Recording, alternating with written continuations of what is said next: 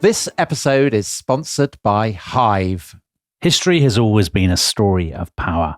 Who seeks it, who seizes it, and how easily it can all slip away.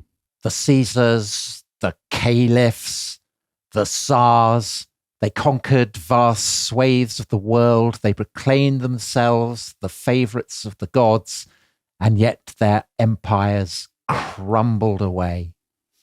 It is easier to conquer than it is to control. Hive takes a different approach. It puts power where it belongs, in your hands. They started with smart thermostats, and they've now gone much further. Solar panels, heat pumps, EV chargers, all working together so that you can power your home in your own way. That's genuine empowerment. Checking your phone, seeing the heating's on, the car's charging, and the sun is quietly earning its keep on the roof. Caesar never had to charge his chariots, but I'm sure he would have admired the efficiency. Visit hivehome.com to find out more. Subject to survey and suitability. Hive compatible with selected technology.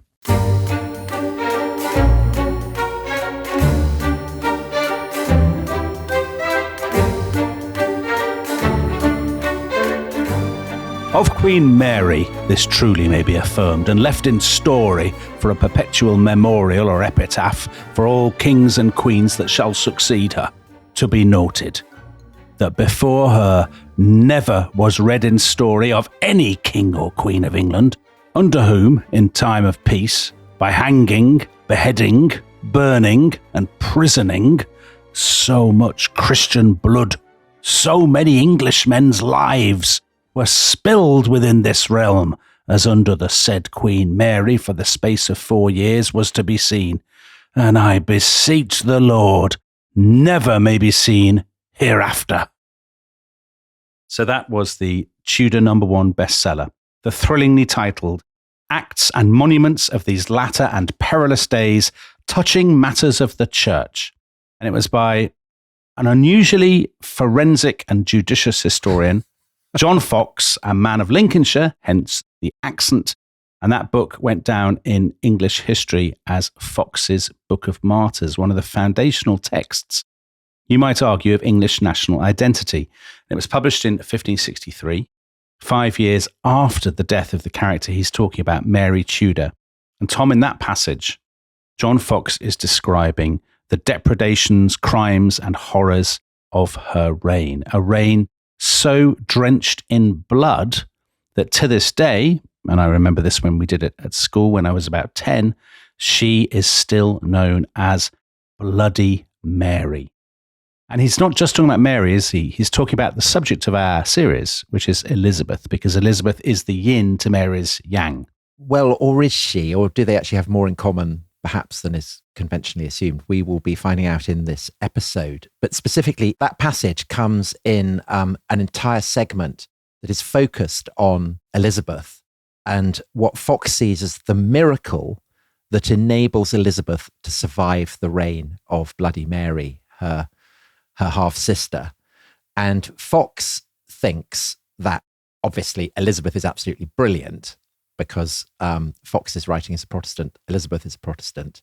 But just as he thinks Elizabeth is brilliant, he thinks Mary is an absolute shocker, the worst ruler ever on the English throne.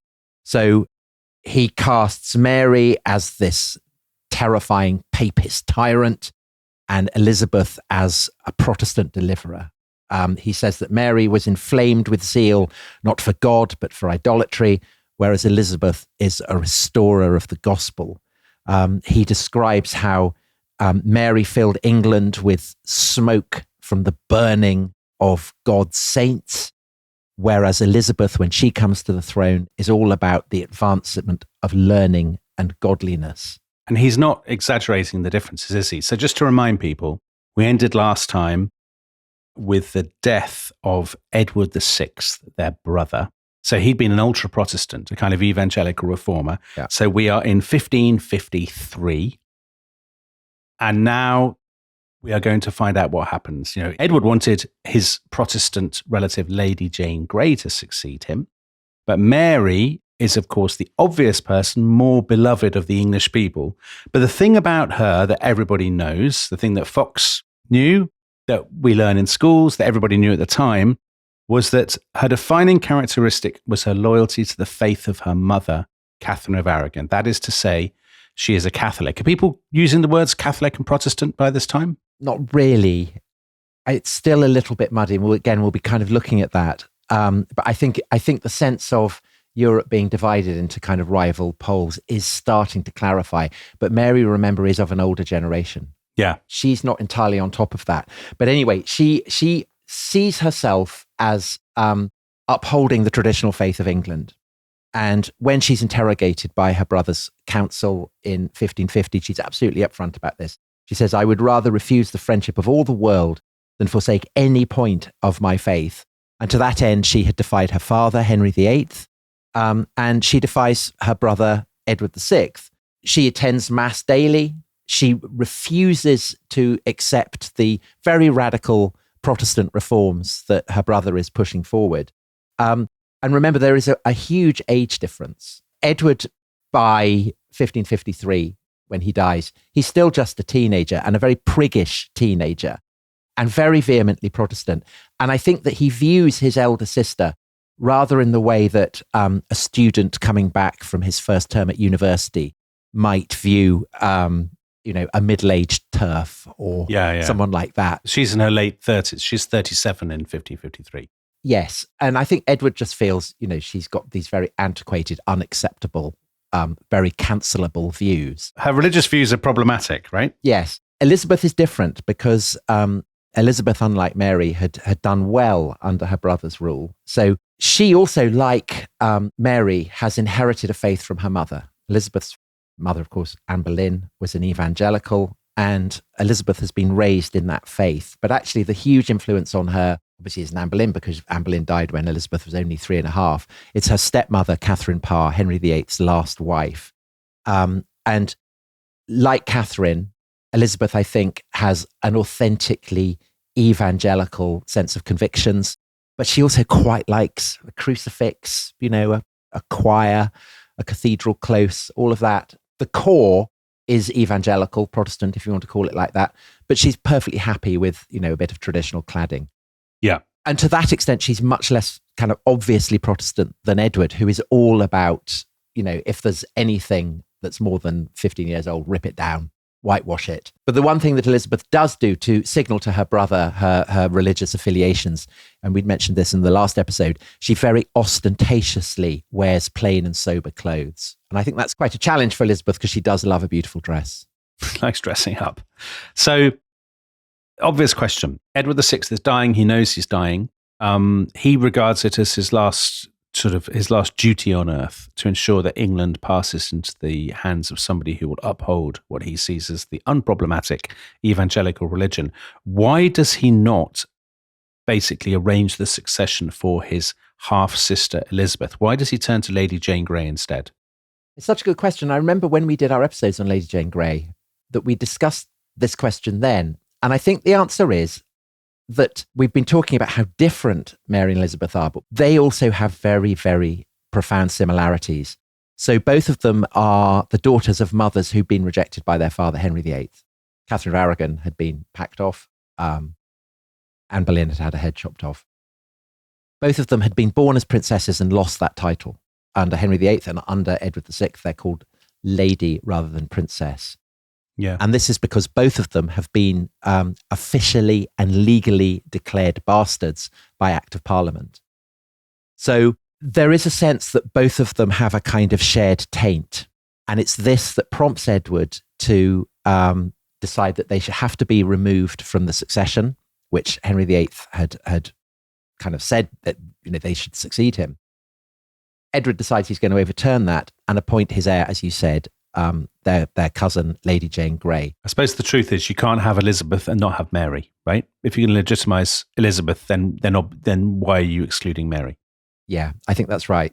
And so Edward dies on the 6th of July, 1553, and Jane's father-in-law, the Duke of Northumberland, one of the Dudley families, he declares Jane queen, but As we heard in the last episode and in the 2 episodes that we did years ago on Lady Jane Grey, episodes 239 and 240, for those who are interested, it all goes wrong.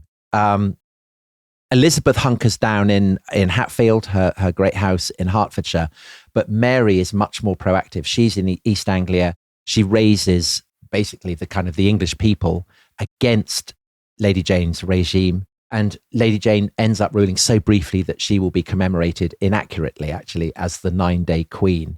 And so the Tudors are able to maintain their hold on the throne because, of course, that's what's at stake. It's a struggle not just for Mary to obtain what she sees as her birthright, but also to keep the Tudor dynastic hold on the throne. Yeah. And because Elizabeth is next in line to Mary, Mary's triumph is also, in a sense, Elizabeth's. And so Elizabeth makes sure to share in it. And she actually enters London before Mary on the 29th of July. So she arrives from Hatfield and she's escorted by 2,000 horsemen. And they have spears, they have bows, they have guns, and they're dressed in the green and white livery of the Tudors.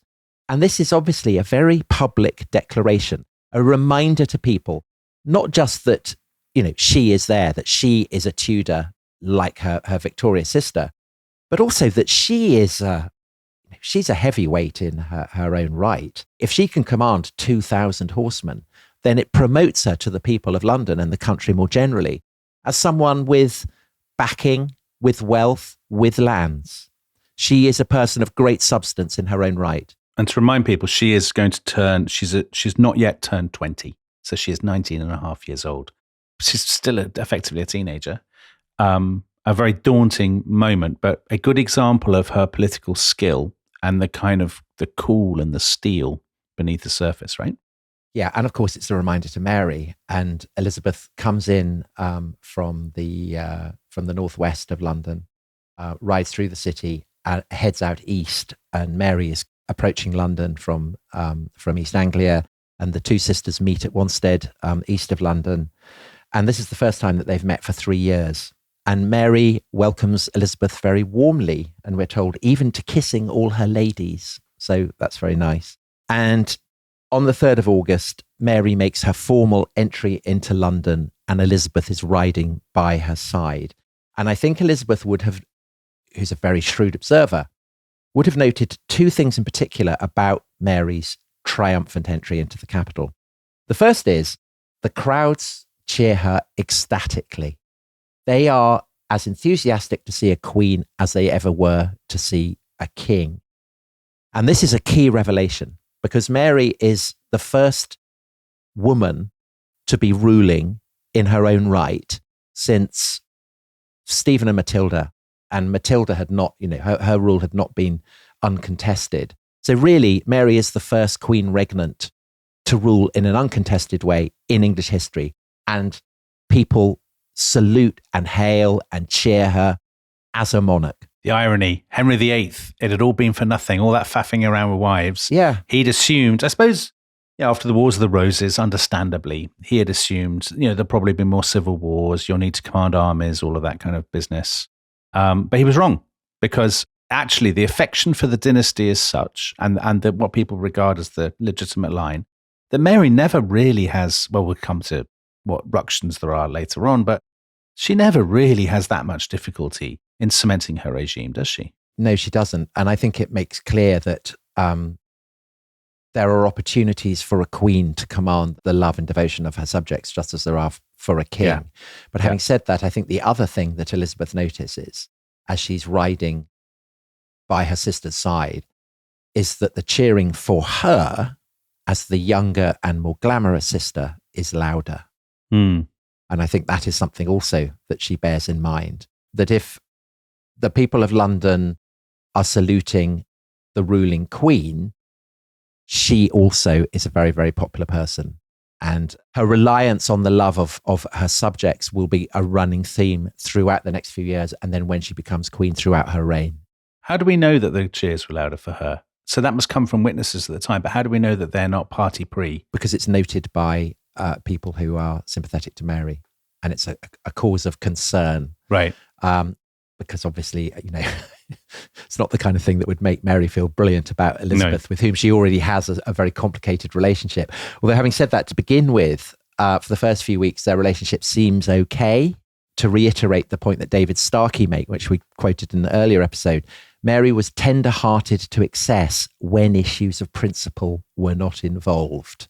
So, of course, the issue of principle in that comment is the sticking point. But I think even on this score, Mary is not the monstrous bigot of Fox's Book of Martyrs. Well, I'm delighted to hear this because, as you know from last week's episodes, I actually have a lot of time for Queen Mary. I think she's a very impressive person. And actually, it's really important in this context to hammer home the point that basically it's not so simple as there being card-carrying Catholics and card-carrying Protestants. The whole kind of religious ecosystem is in flux. To see it just as two camps is wrong, isn't it? Because actually people are trying to find their place in the new order. And it's not necessarily obvious to people what they are and how things will settle down. Yeah, and so it's perfectly possible for Mary, throughout, all the time that Henry VIII has been terrible to her, she continues to proclaim her admiration for him. And she does so now that she's queen. Henry serves her as a role model. She allows her dead brother, Edward VI, to be buried using the Protestant funeral service. And in fact, both Henry and Edward, Henry's not exactly a Protestant, but I mean, he's a kind of weird kind of Catholic who's thrown off the papal supremacy. Edward is definitely a Protestant. Both of them uphold the notion that the king should be the head of the Church of England and use that to ram through their reforms of the Church of England. Mary, as a Catholic, thinks that the papal supremacy should be restored and does that very quickly. But even once she's done that, she still operates on the assumption, basically, that she's the head of the Church of England. I mean, what she decides basically goes. So she's inherited that assumption as well, I think, from her father and her brother. But the reason that she doesn't really see any tension there is, as you said, that she doesn't really have a sense of there having been a reformation that needs to be countered. She doesn't really think that the scale of the upheaval that England has gone through is something that has imposed a kind of binary contrast on England. So to quote Lucy Wooding in her wonderful introduction to Tudor England, which I think is the best single volume on Tudor England that there is, she writes, Mary seems to have had the firm conviction that, bar a few troublemakers, she was essentially ruling a Catholic country with the support of its people. But that's probably true, isn't it? I mean, insofar as most people, if you'd said to them, are you a Catholic or Protestant, they'd look at you like you were mad. Maybe younger people, as in people under the age of 20, will have been brought up in a more evangelical mindset. But older people, I mean, people are aware that changes have happened, and many of them will probably say, God, a lot of these changes are a bit bonkers, aren't they? I don't really understand them myself. But they don't think to themselves, well, we're living through the Reformation. I wonder if there'll be a counter-Reformation. I mean, that's not how people think. I think that's absolutely right. So to that extent, Mary is correct that there's a kind of bit of spring cleaning that needs to be done. There's kind of damage being done. Yeah, things have gone much too far. Things have gone too far, but you just tidy it up and then things will basically be as they were. Now, it has to be said, we also have this idea, I think, that there's such a thing as Catholicism, which is monolithic, refusing to change. But that's not the case at all, because the Catholic world, like the Protestant world in the 16th century, is in a constant state of flux. There are Catholic reformers. There are people in the upper echelons of the Catholic Church who absolutely feel that reform is necessary.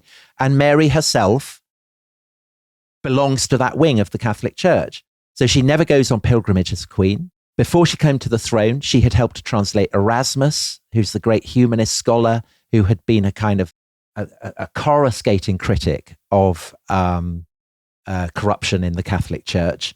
And she had no problem at all with using the Bible in English. She thought, that was fine as well. And just to reiterate, she belongs to a generation that hasn't yet conceptualized, I think, the notion of there being Catholics and Protestants. And that's why she feels that she's not kind of instituting a counter-reformation, really. As I say, it's just a kind of process of housekeeping, of tidying things up that have been a little bit smashed up. Now, as it turns out, that's not entirely the case, because, of course, what she is demanding of people who have accepted reformed religion, who are Protestants, as we might call them, she is obliging them to make a choice. Because actually, papal supremacy is something that has become a massive sticking point for people like that. Yeah. And the most prominent person for whom this is an issue is, of course, her sister Elizabeth. But I think it's a reflection not just on Elizabeth's character, but on the general tenor of evangelicals at this point, that Elizabeth is not prepared to be martyred. So Fox's Book of Martyrs, as its name suggests, there are lots of people who will be prepared to go to the stake. But relatively speaking, relative to the number of Protestants that there probably are in England at this time, there aren't actually that many, because most people are happy to do as Elizabeth does and kind of keep their head down.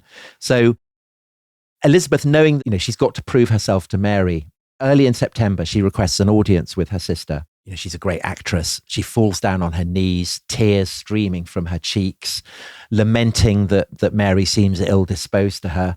And to quote, she knew of no other cause except religion. She might be excused in this because she had been brought up in the way she held and had never been taught the doctrine of the ancient religion. That's a good card to play, because Mary knows that's absolutely, she knows that's true. I'm the real victim in all this.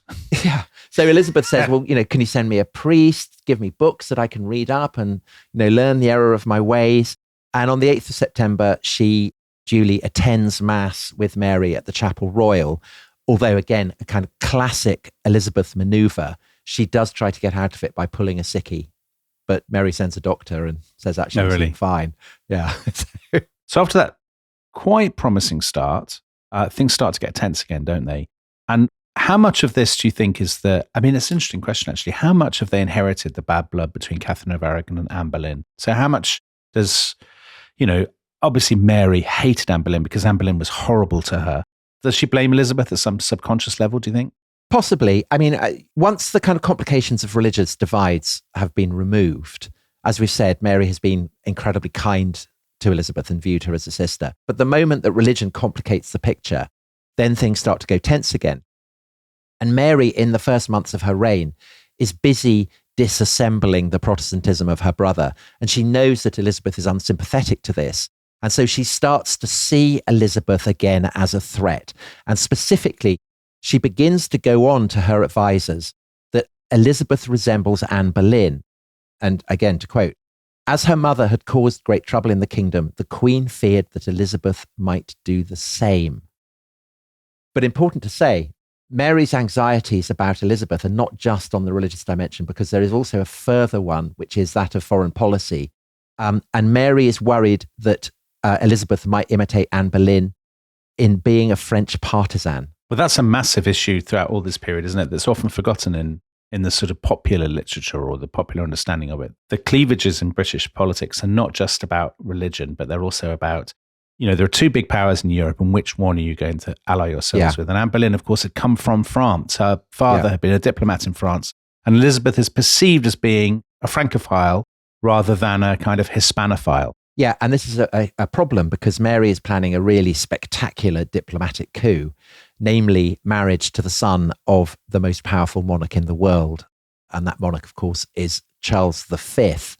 And on the 16th of November, Mary announces to Parliament that she is going to be marrying the son of Charles V, Philip of Spain. And her admirers think this is an incredible coup. So one of them describes it as the most splendid royal match since the Norman conquest. And in a sense, that's not an exaggeration. I mean, it is an amazing coup. Protestants will see this as a terrible mistake. Mary handing England over to the Catholic superpower. This isn't how Mary sees it. And again, it's a reminder that she's operating in a world where the divisions between Catholic and Protestant are not yet set in concrete. Because to Mary, Charles V, who as emperor rules the Low Countries, he is the heir of the Dukes of Burgundy. And all that region in the Low Countries is crucial to the English economy. And it's also crucial as a counterpoint to France. And it's also crucial as an obvious launching pad for any invasion of England. So it has been English policy to side with whoever is ruling the Low Countries for decades and decades and decades. And the fact that Charles V is as powerful as he is, it seems to Mary and her advisors, just makes the deal even better. Yeah. I mean, basically, it's a traditional Anglo-Burgundian match. Yeah. And kind of issues of Protestant and Catholic don't really come into the equation, I think, for Mary and her foreign policy advisors. Well, do you remember in our first episode, we described how the marriage of first Arthur Tudor and then Henry VIII to Catherine of Aragon was an amazing diplomatic coup for Henry VII, right? Being allied to the emerging superpower of Spain.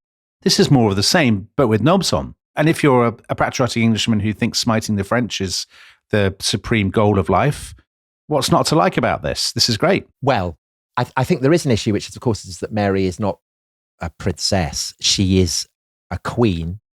And so there are understandable anxieties, I think, for that reason, that her marrying Philip may result in England's subordination. I mean, you can see the ruling monarch is the partner of the world's most, son of the world's most powerful man. There is an issue there. And so Mary goes to great lengths to ensure that England will not be subordinated to Philip's empire. So she prescribes that when he's in England, he has to have kind of Englishmen in his household, not just Spaniards. He's not allowed to have powers of legislation. He is not allowed to embroil England in kind of distant wars. So essentially, he has a largely ornamental role. And Philip is actually so offended by this that he almost walks out of the marriage. But he, for Philip also, France is the great enemy for the Habsburgs. And so for him also, England is a real catch. And so the marriage does go ahead. There's kind of grumbling discontent in Parliament. And I think some of this is tinged by kind of Protestantism. But in the main, it's a more kind of Brexity vibe. It's a kind of, a dislike of any suggestion of foreign influence over England. And surely turbocharged because she's a woman. So Henry VIII was right about one thing. He said, didn't he?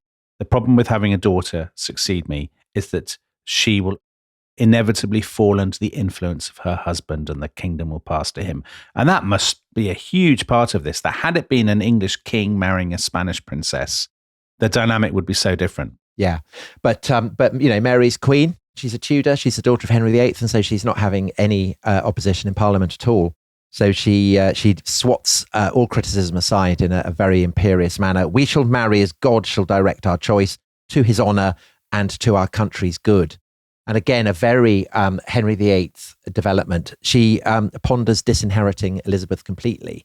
And of course, Henry VIII was always doing that. He was always disinheriting his various children. Mary now wants to disinherit her sister because she sees her as too heretical, too popular with the mass of the people. She suspects her of being in league with the French. There are all kinds of good reasons, it seems to Mary. But her counsellors say this would be a really, really bad idea. So as one of them puts it, since Parliament had accepted the Lady Elizabeth as proper to succeed, it would be difficult to deprive her of the right she claimed without causing trouble. And what does he mean by trouble? Well, there are those, 2,000 horsemen. There's the fact that Elizabeth is the second largest landowner in the country. Let sleeping dogs lie is basically the advice. So Mary does, but of course she remains very suspicious of her. And all the more so because the marriage with Philip is unpopular for the reasons that we've been saying. And, she's nervous about whether Elizabeth might be kind of causing trouble. So Elizabeth, by December, is aware that she is really not flavour of the month with Mary. And so she decides to withdraw from London, withdraw from the court, and she goes back to Hatfield and hunkers down there.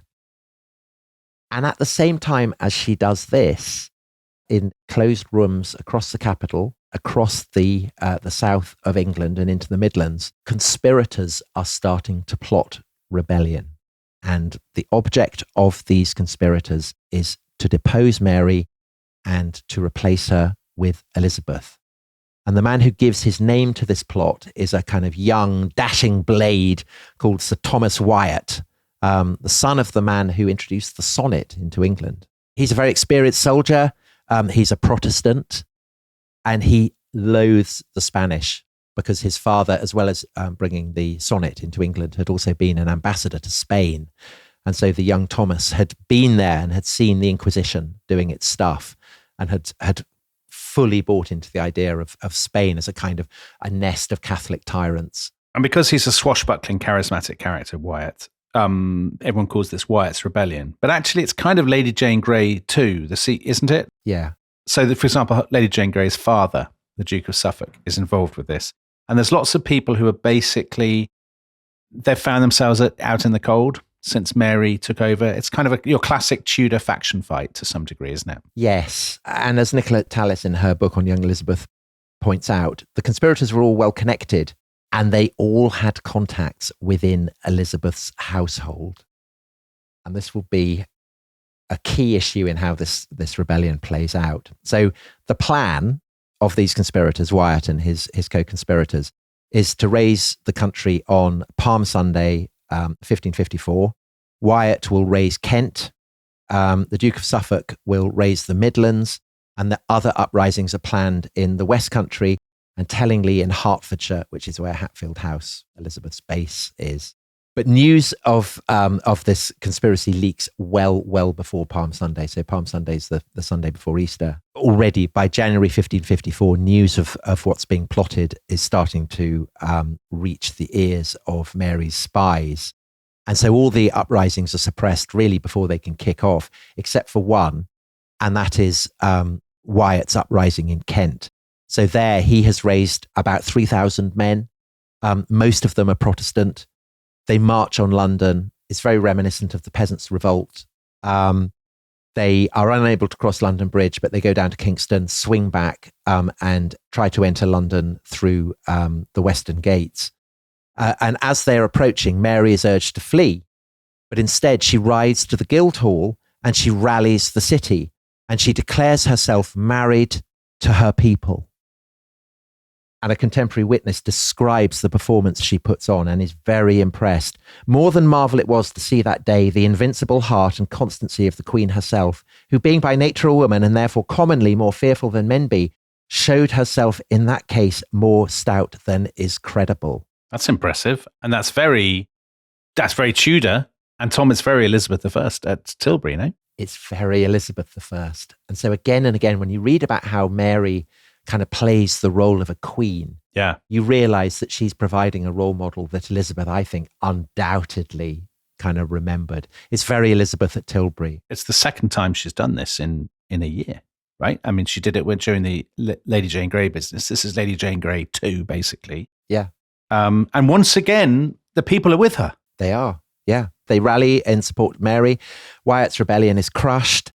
And Mary, who I think naturally is kind-hearted, she is widely thought to be of a merciful disposition, but she feels she has no choice now but to, firm smack of government. So Wyatt is executed. The Duke of Suffolk is executed. Because the Duke of Suffolk is Lady Jane Grey's father, that means that Lady Jane Grey has to be executed. Guildford has to be executed. 100 of Wyatt's followers are hanged. And in London, the Imperial Ambassador reports one sees nothing but gibbets and hanged men. Oh, Mary's brilliant, isn't she? It's such a shame she let herself down about the Pope, because in every other respect, her choices are great. She's nice, she's a merciful person, but she does what she has to do, and I applaud her for it. Well, so she has smacked down the rebellion. But of course, there is one massive question that is left hanging, and that is, what in this rebellion was the role of Elizabeth? And of course, this is investigated immediately. And Elizabeth is a very shrewd operator already. She's not the woman who is going to leave incriminating evidence around. If she had been involved in the plot, which I think she probably had been. And I think the most salient piece of evidence that she had at least been complicit in the plot is that the husband of her great favourite, Cat Ashley, John Ashley, in the wake of the rebellion, he flees abroad. And why is he doing that? Presumably, he had been a kind of go-between. I mean, it seems the likeliest explanation for what's going on. And it might not be as straightforward as her saying, let's get rid of my sister and I'd like to be queen. It may be her just saying, well, listen, let's see what happens. And I'm available if things, if the ball comes loose at the back of the scrum. Yeah, exactly. So she gets interrogated, and of course she protests her innocence, and Mary doesn't believe her. So on the 26th of January, Mary summons Elizabeth to come to London, and Elizabeth classically says, oh, I feel a bit ill, I've got a bit of a headache, a bit of a cold, and refuses to come. So Mary then sends a posse of very well-born agents, kind of lords and so on the 12th of February to go to Hatfield and bring her back to London. And Mary makes sure this time to send 2 doctors to make sure that, she can't pull a sickie. And so the journey takes a very long time because Elizabeth continues to say, oh, I've got a headache, I can't go, whatever. But finally they arrive and Elizabeth gets out at Whitehall. A large crowd has gathered to see her. They cheer her. Elizabeth is taken into Whitehall, private quarters. She's not allowed to see Mary. The weeks pass, and all the time Elizabeth is thinking, oh my God, what's going on? Have they found any incriminating evidence? Are they faking evidence? I mean, who knows what she's thinking, but she is nervous about what might be about to hit her. And then on the 16th of March, she finds out. So she is visited by the Lord Chancellor and 19 other council members. So that's about half Mary's council. This is very Anne Boleyn. This is what happened to her, right? Very Anne Boleyn. And almost everything about what Elizabeth is going to go through is reminiscent of Anne Boleyn, and I think deliberately so. Mary is playing mind games with her. So the councillors question her about her involvement with Wyatt's rebellion, going over questions she has already been asked. And once again, she denies all involvement in it. And once again, the councillors display open scepticism. Elizabeth demands to be brought into Mary's presence so that she can plead her case. This request is refused. Again, she insists on her innocence. She says, I am a woman. I am a true woman in thought, word, and deed. And her interrogators cut her off. And they answer her with words that Elizabeth must surely have been dreading from the moment that she was fetched from Hatfield and brought to London. The councillors tell her in words that were absolutely calculated to fill the daughter of Anne Boleyn with dread, there is no remedy, for that the Queen's Majesty is fully determined that you should go unto the Tower. What a cliffhanger. What on earth is going to happen to the young Elizabeth? Find out after the break.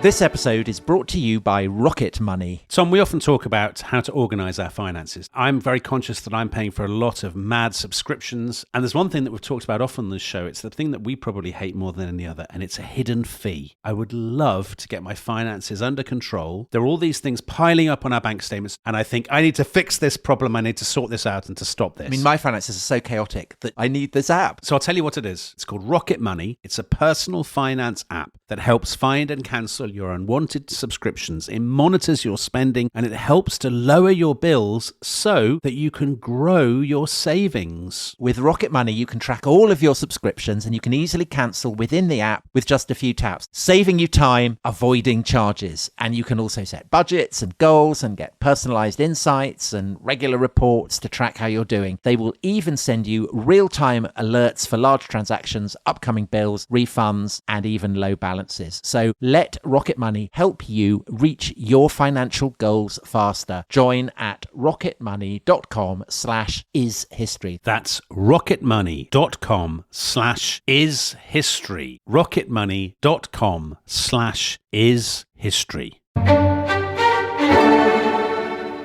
This episode is brought to you by Uber. Now, do you know that feeling when someone shows up for you when you need it most? We all need that sometimes. And Uber knows it. Uber isn't just a ride or a meal delivered. It's showing up no matter what. Like for your long distance friends, bringing soup when they're sick, sending flowers when they're down. When it really matters, whatever it is, you show up. Where there's a will, we're on our way. Uber, on our way. Download the app today.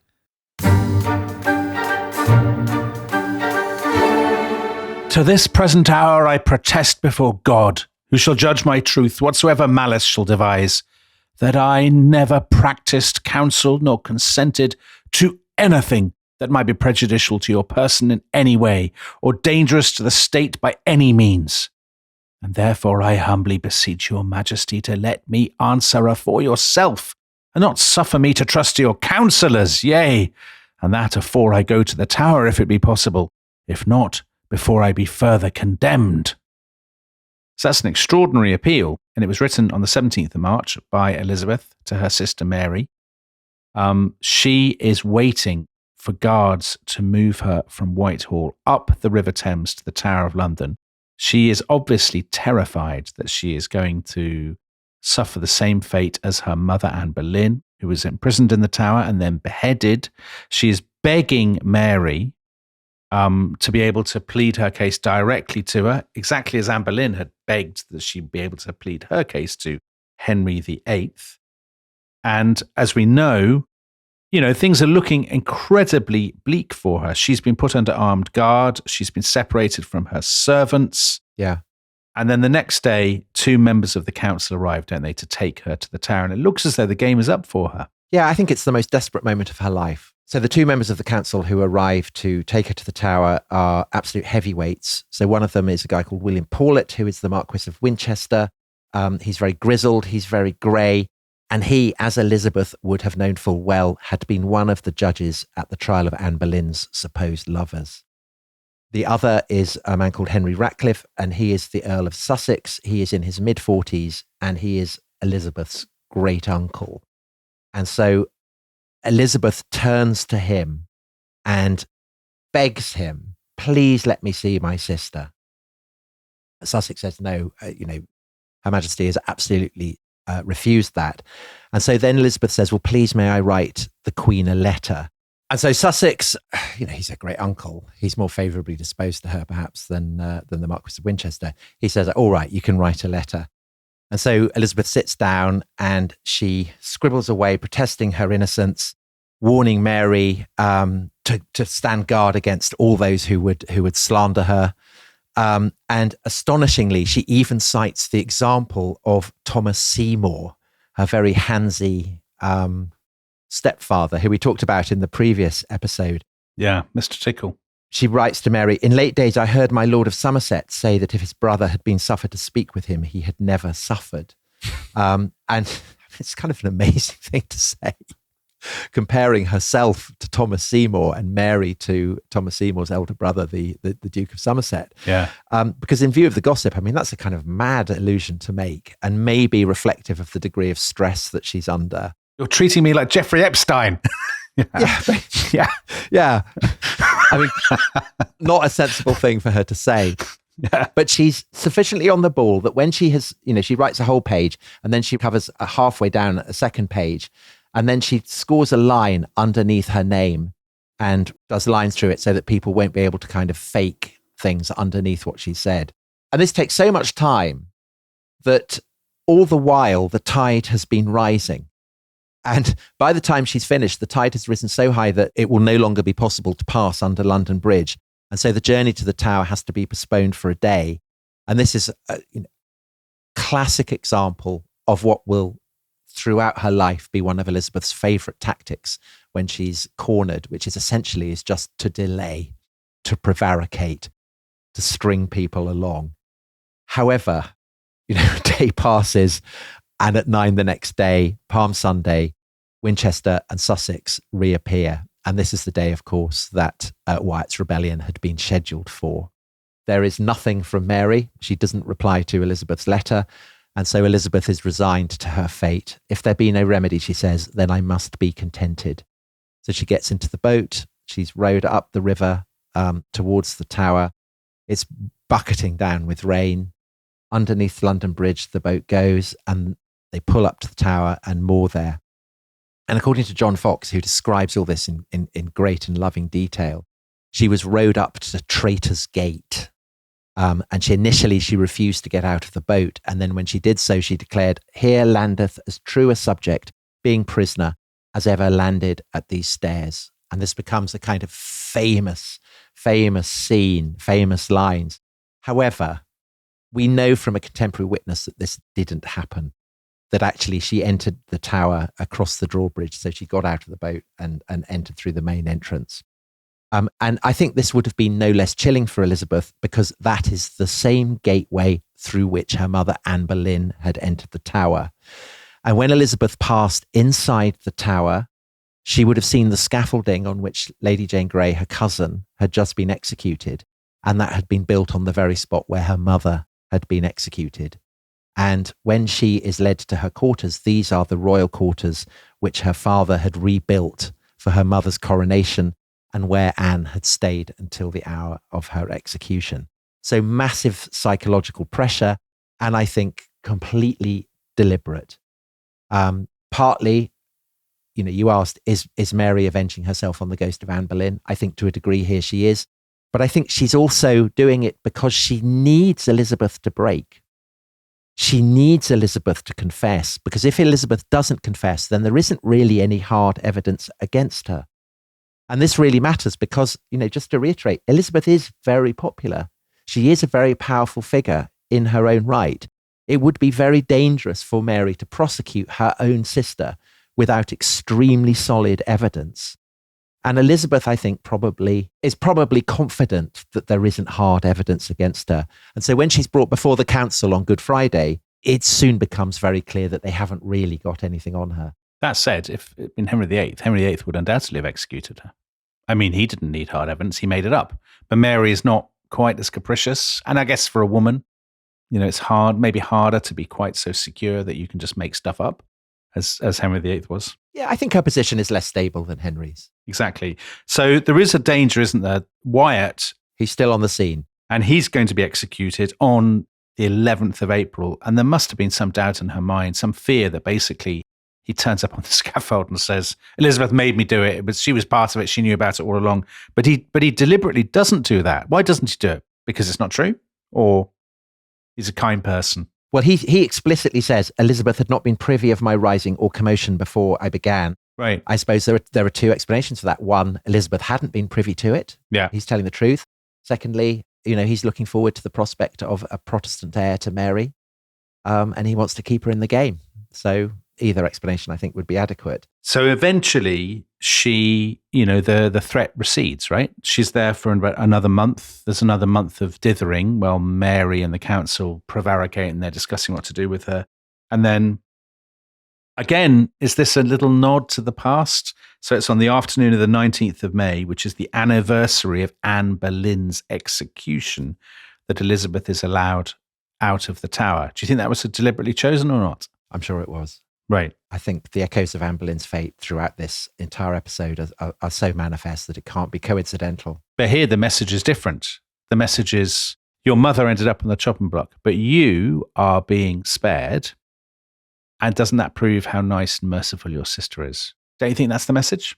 No, I don't. So Elizabeth is being freed from the Tower, but she's still a prisoner. So she's rowed down the river rather than being allowed to pass through the city of London where she might be cheered. And Mary, I think, is basically saying, I've still got my eye on you. Yeah. The fate of your mother is still kind of hovering over your neck. Don't doubt that. Elizabeth is not kept a prisoner in London. Mary obviously wants her kind of buried in the wilds of the countryside. And so she is sent to your neck of the woods, to Oxfordshire, and specifically Woodstock Palace, so very near what's today is Blenheim. Woodstock had been a very significant place for the royal family. So it's where the Black Prince had been born. It's where Henry VII had celebrated the betrothal of Catherine of Aragon to Prince Arthur. So again, perhaps another piece of kind of psychological warfare there. That might be kind of over-egging it. What is clearly designed to break Elizabeth is the fact that by this point, Woodstock has become very dilapidated. So it's very run down, it's damp, there's dry rot, I guess kind of, Formica everywhere, right. Kind of terrible 1970s wallpaper. Not the kind of place that you'd want to stay if you are as highborn as Elizabeth is. And so she absolutely hates it. She's bored, she's isolated, she's forbidden, and I quote, any message, letter or token to or from any manner of person. Say any manner of person, but that's not true. There is one manner of person that she is allowed contact with, Tom. And that's a Welshman. There's a lot of Welsh history on the show these days. Some would say too much. So explain how Wales features yet again. So Thomas Parry, described by David Starkey as a fat, self-important Welshman. He is Elizabeth's agent, her financial planner, the guy who, her accountant. And he is allowed contact with Elizabeth because Elizabeth has to pay for her own imprisonment. And so he has to find the money that enables Elizabeth to do this.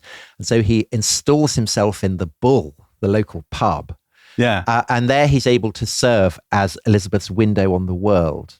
God, so much Welsh history in this show. It has to be said, the windows of Woodstock are really not fun things to be stuck behind. And according to Fox, again, this is a famous story that he tells. Elizabeth has a diamond ring, and she uses this to scratch lines of poetry on one of the panes of glass. Much suspected by me, nothing proved can be, quoth Elizabeth, prisoner. Do you think that really happened?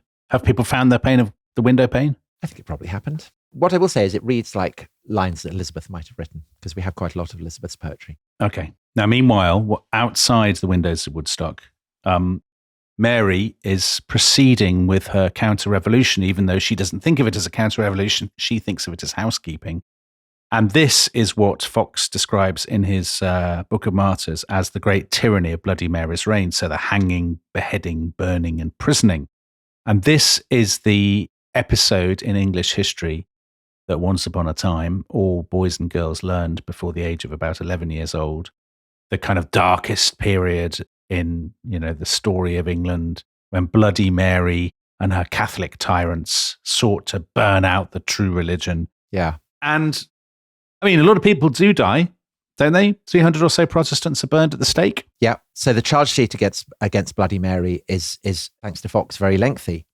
And some of these 300 martyrs are very famous men. So one of them is Thomas Cranmer, who'd been Archbishop of Canterbury. And of course, Anne Boleyn's chaplain before he became Archbishop and had been Elizabeth's godfather. Another is the guy who'd been the Bishop of London under Edward VI, a man called Nicholas Ridley. And he had, in the spell when Lady Jane Grey was Queen, he had preached against both Mary and Elizabeth, calling them bastards and saying that Jane was the rightful Queen. So Elizabeth might have enjoyed his martyrdom almost as much as Mary did. Yeah. This is the Martyrs' Memorial in Oxford. You can see it to this day. Yeah. But they're also, these are the bigwigs, but they're also very ordinary, unsung people who are executed, aren't there? So famously, there are lots kind of tailors and so on who were burned in Smithfield, just outside the city of London. And you can see a memorial to them there on the side of St. Bartholomew's Hospital. And there's one notorious episode which happened on Guernsey in the Channel Islands when a pregnant woman is consigned to the flames. And to quote Wooding, amidst the flames, she gave birth to a baby boy who was rescued by a bystander, but the bailiff in attendance thrust him back into the fire to perish with his mother. And when you read that, you think that must be propaganda. I can't believe that happened. But we know that it did, because the bailiff was subsequently prosecuted for the murder of the child under Elizabeth. So that did happen. So that's Bloody Mary. But the propaganda also casts Mary as a political failure.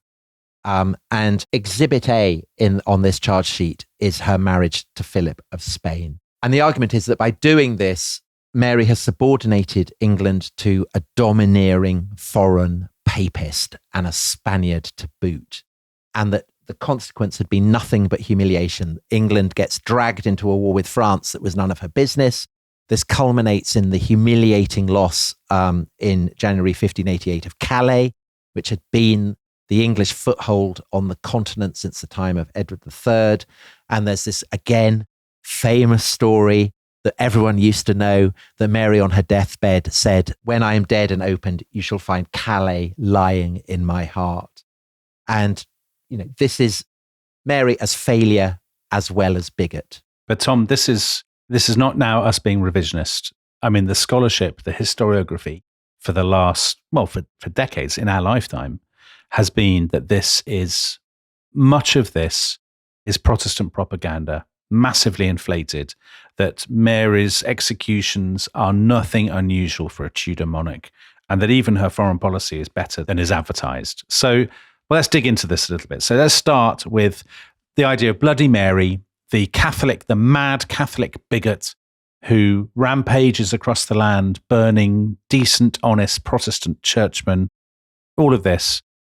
This is untrue, isn't it, to some extent? I mean, sure, people do die, but they always die in medieval and early modern monarchies. We've been saying throughout that she has a reputation for mercy and that this is not unjustified. She and her agents do not go around sniffing out heretics. The people who are charged and interrogated, and if they refuse to repent, then burnt, are people who've been denounced by their neighbours. And Mary undoubtedly would much rather not have executed them. She wanted their repentance. She didn't want them dead. The death of every martyr for Mary and the apparatus of the Catholic Church is a failure. Now, I can entirely see that from our perspective in the 21st century, this doesn't really seem much of an extenuation. But the thing is, and we talked about this in the series we did on Mary Queen of Scots, a monarch's job is to suppress heresy and rebellion. And in the 16th century, heresy and rebellion are equated. It's impossible to distinguish between the two. It's the monarch's job to suppress heresy. Yeah, of course. It's absolutely crucial function. It's under 300. It's about 280 to 290 people who are executed for heresy under Mary. And when you put that in the context of what other Tudor monarchs did, it starts to seem less bad, because the 280, 290 people who die, that's over a span of 3 years. But if you look at the Pilgrimage of Grace, which was a Catholic rebellion against Henry VIII in 1537, Henry put 250 Catholics to death, and that's basically in a few weeks. Yeah. You know, that's on a far vaster, more immediate scale than anything Mary does. And then in 1569, there's a rebellion against Elizabeth, again by Catholics, and she put 600 Catholics to death. And we don't hear anything about that. And just to be clear, like, if you rebel, I mean, you know that these are the penalties, right? I mean, as you said, it's absolutely the monarch's job. Yeah. If people rebel against you, you know, either they win or you win. And if you just slap them on the wrist and say, go home and don't do it again, you know, you will lose your crown within months, and everybody will say you were useless and you let England down. I mean, this is part of the job description. It is. And there's a further complication in assuming that the people who are burned are a kind of evidence of Mary's bigotry and bloodlust, because actually several of them would have been burned under Edward VI or Henry VIII, because actually their views are so heretical that even a Protestant monarch would have regarded them as beyond the pale. So they're people who deny the Trinity or reject the divinity of Christ. That is death, whether you are saying it under a Protestant or a Catholic monarch. They had it coming, let's be fair. Well, I mean, Mary did it and she was right to do it, would be the perspective of the 16th century. I mean, I entirely see that by the lights of a 21st century humanist, this isn't really an adequate extenuation. But I think by the standards of the 16th century, it is. I think the image of Mary as bloody is a genius work of propaganda on the part of Fox. And that's why his book is so seismically influential. What about the record of military failure? Even that, I think, isn't as total as it seemed. The accusation that England is dragged into this war against France, you know, willy-nilly, without any stake in it, that's simply not true. France is England's traditional enemy. France is always looking to attack England. And in Mary's reign, England is directly threatened by a massive increase in the size and the capacity of the French Navy. And people who listen to our series on Mary Queen of Scots may remember that in 1548, the French intervene in Scotland militarily against the English, who are doing the rough wooing at the time.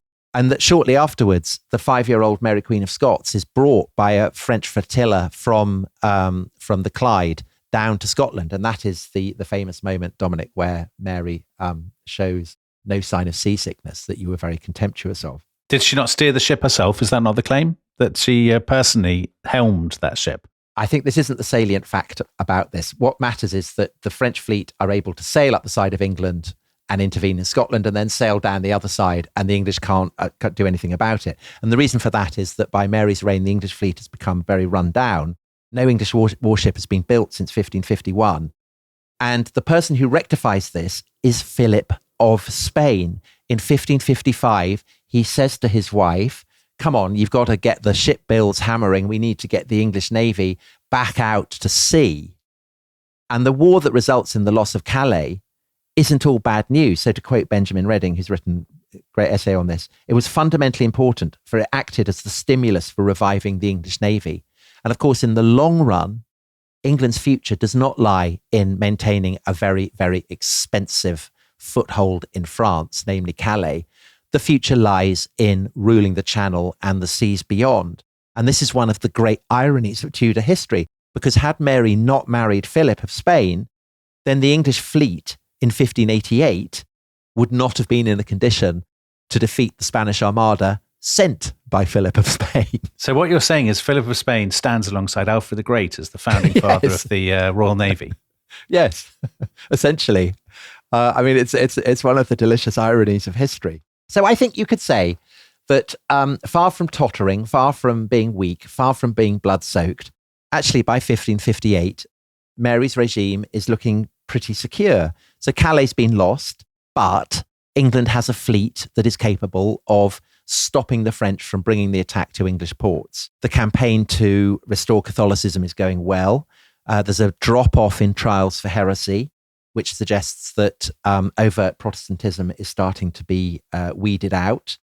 Of course, there are still plenty of people in England who have Protestant sympathies, but it's the measure of how successful Mary's Counter-Reformation is that these, by and large, are content to lie low. And we have a classic example of this. A brilliant young public servant, again from Lincolnshire, like Fox. It's a lot of Lincolnshire on today's podcast. A lot of Lincolnshire. And this is a guy by the name of William Cecil.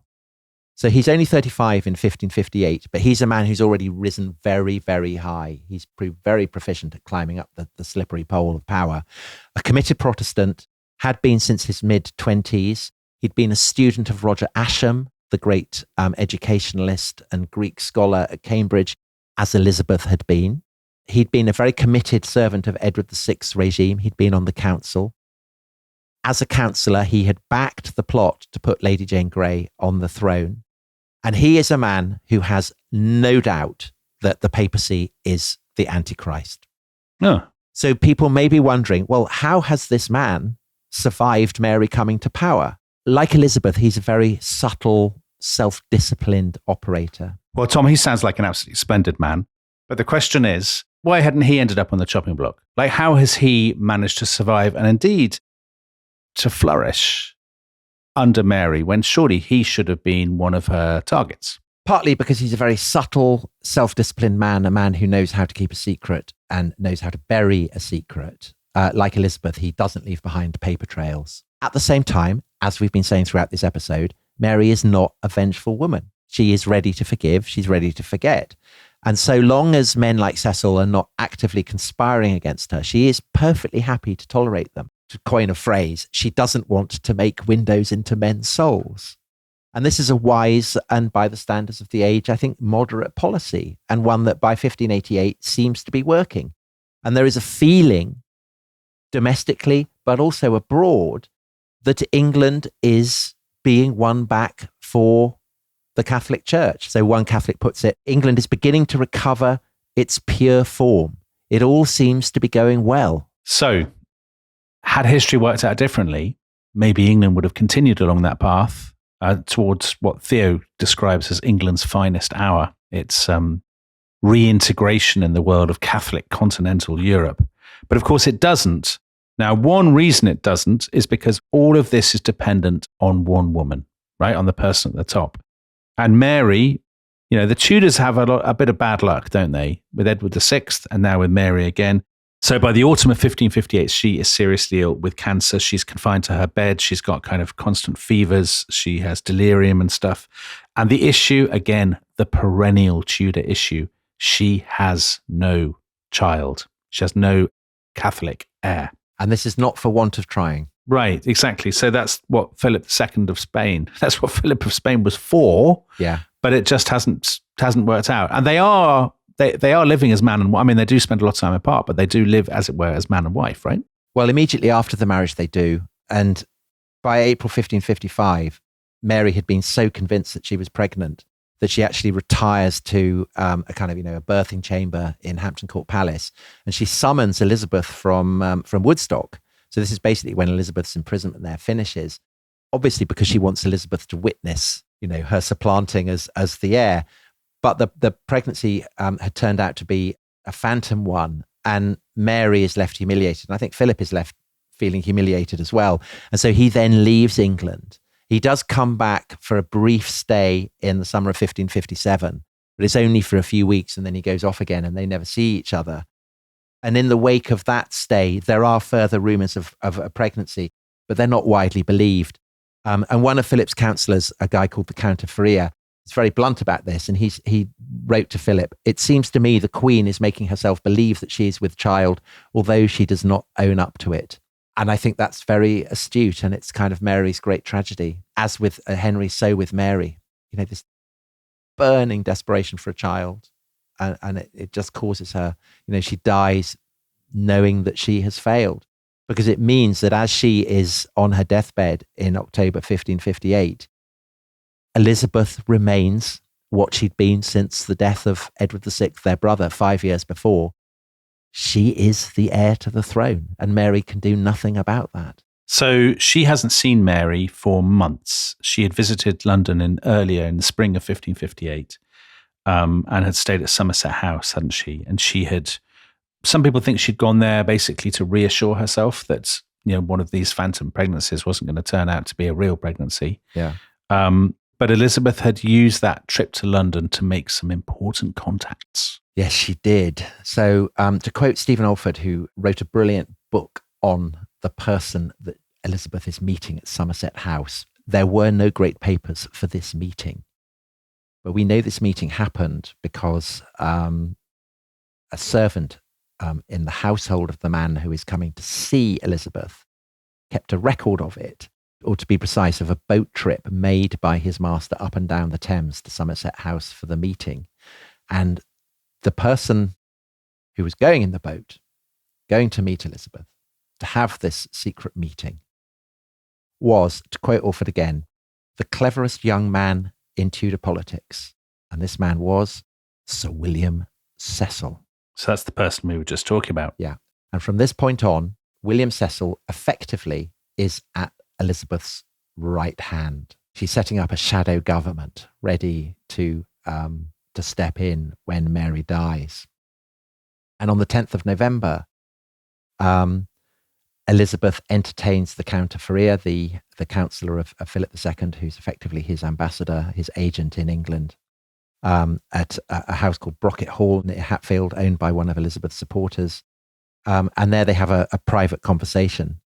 And the Count then reports details of this conversation back to Philip. And he says that Elizabeth wants to remain on good terms with Spain, but she's also absolutely insistent that she owes Philip nothing.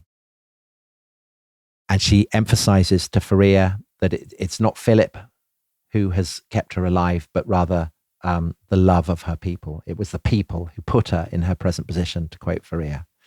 And he leaves the interview plunged into gloom. "I'm very much afraid," he wrote, "that she will not be well disposed in matters of religion, for I see her inclined to govern through men who are believed to be heretics." And a week later, on the morning of the 17th of November, Mary hears Mass, and then very quietly she goes to meet her Maker.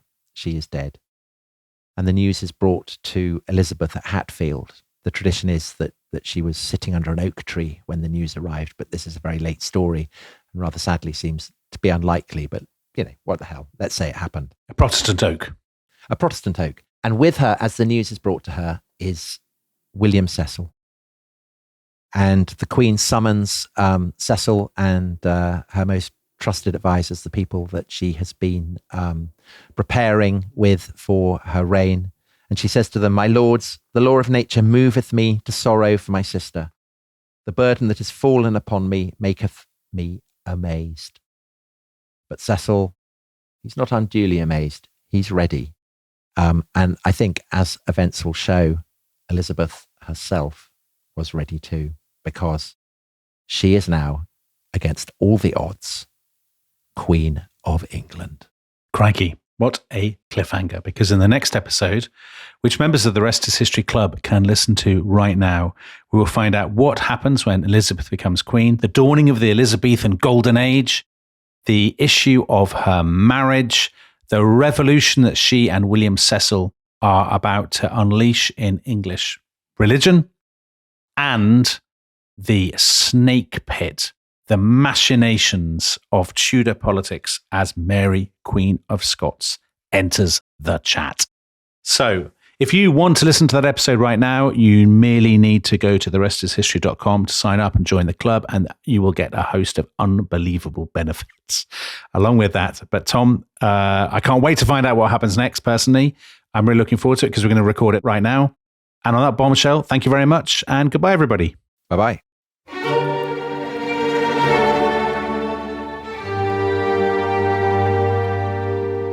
Close your eyes, exhale, feel your body relax, and let go of whatever you're carrying today. Well, I'm letting go of the worry that I wouldn't get my new contacts in time for this class. I got them delivered free from 1-800-CONTACTS. Oh my gosh, they're so fast. And breathe. Oh, sorry. I almost couldn't breathe when I saw the discount they gave me on my first order.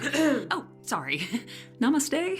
Visit 1-800-CONTACTS.com today to save on your first order. 1-800-CONTACTS. The new year brings new health goals and wealth goals. Protecting your identity is an important step. Your info is in endless places that could expose you to identity theft, leading to lost funds. LifeLock monitors millions of data points per second. If your identity is stolen, our restoration specialists will fix it, guaranteed, or your money back. Resolve to make identity health and wealth part of your New Year's goals with LifeLock. Save up to 40% your first year. Visit lifelock.com/podcast. Terms apply.